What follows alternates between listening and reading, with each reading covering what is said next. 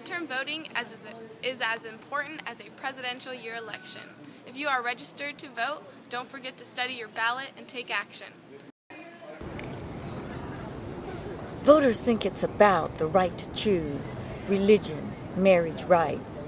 It's about whether we have a planet to have an agenda, and how corporate, industrial, military America has you all tied up in personal drama because they observe that those are people controllers and will keep you from fighting their deforestation, their natural gas fracking, their chemical trails, their bloated military budget, their mineral extraction, their building on open spaces, all of which increases earthquakes in diverse places, brings on tornadoes, hurricanes, powerful storms, too much heat, we bemoan. Rock the vote, rock the vote. Register to hope to vote to put those destroying the earth out of office.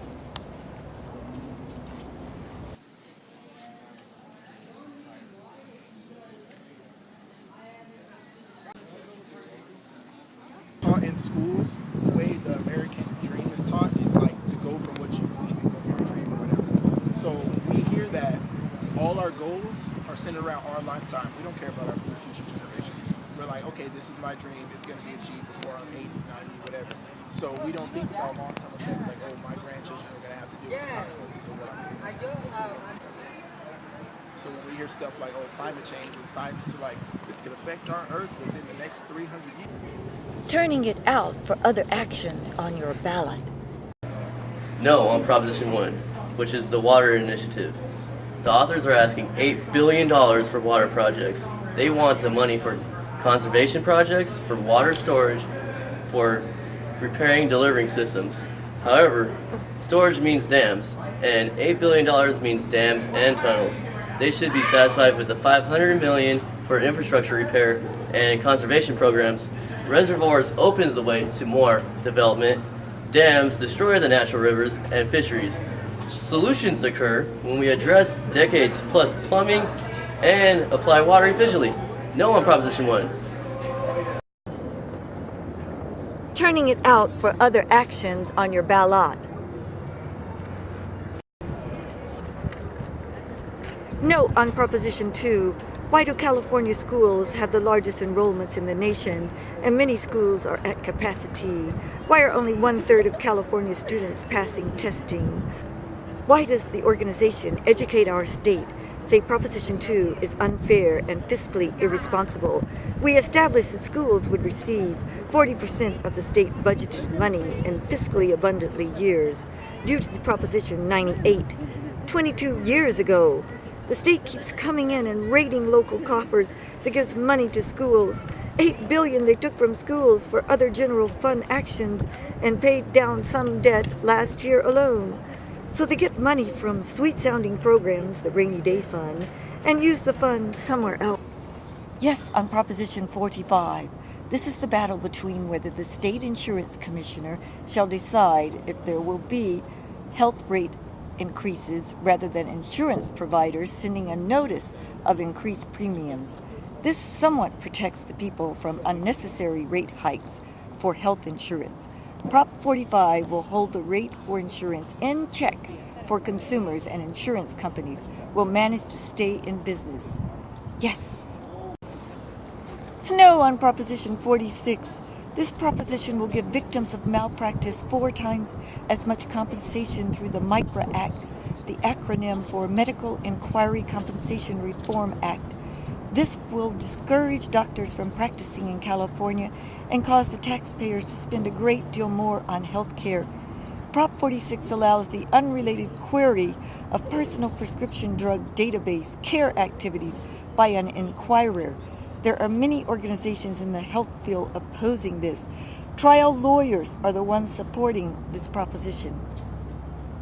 Yes, on Proposition 47. 40,000 arrestees of nonviolent crimes, including drugs and petty theft, will serve a year or less and will cost the state a great deal less in housing offenders for years in state prisons. The state prisons will be less crowded and more humane, and there will be less reasons to build more prisons. One of the supporters is Netflix's CEO, Reed Hastings. There are a vast amounts of suggestions as what to do with the savings, including distributing to mental health and drug treatment programs and school truancy and dropout prevention. Even giving compensation to victims of the crime. Prevention and composition. Yes on 47. No on Proposition 48. This proposition will allow Native Americans to build casinos on their land and non-sovereign land throughout California. More likely to bring outside investors in the name of Native Americans to build casinos throughout California. Donald Trump's longtime casino, the Atlantic, went bankrupt. How do more casinos hope to fare? It takes a lot of water to build anything, and everyday use of water is tremendous. We have 70 casinos. We don't need any more heavy buildings on earthquake faults.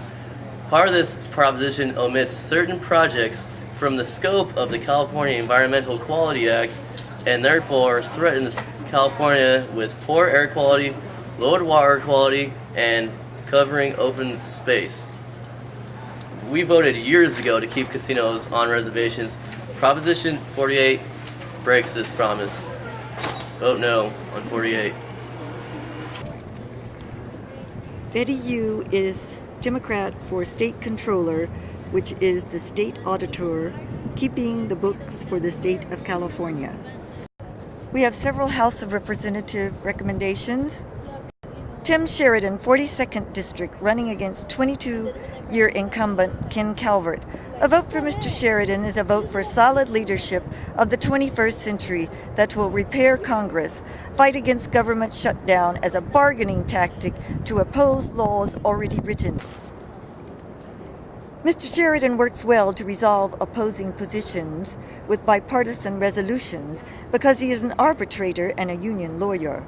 He will work for priority repair of decades-plus infrastructure, not build more roads to nowhere, funded by the House of Appropriations, earmarked in conflict of interest. Does Ken Calvert represent when he has voted against bills like the Fair Pay for Women Act and the Health Insurance for Children, voted against school lunches, supported Decimating American Forest and Endangered Species Act, and the Higher Education Restoration Act?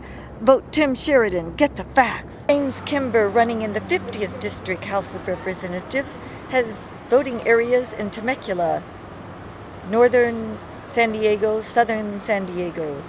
If elected, Mr. Kimber, running against Duncan Hunter, said he would crack down on wasteful defense spending and advocate for the military personnel.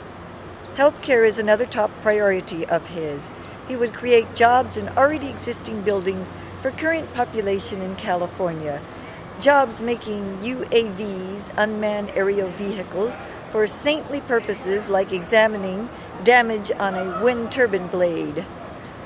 He would also create green energy programs and harvest plastics from the waste stream. He says California needs to increase infill solar, which is on roofs and not in the desert, bringing in power from the transmission lines so that we have more space in the desert. For federal representative, we have Dr. Raul Ruiz. The 36th District of the House of Representatives introduced the Fiscal Responsibility Using Government Accountability Laws Act. He is a member of the Congressional Veterans Job Caucus, serving 800,000 unemployed veterans. He organized congressional members to evaluate the problems with Salton Sea and is formulating actions to keep it from drying out.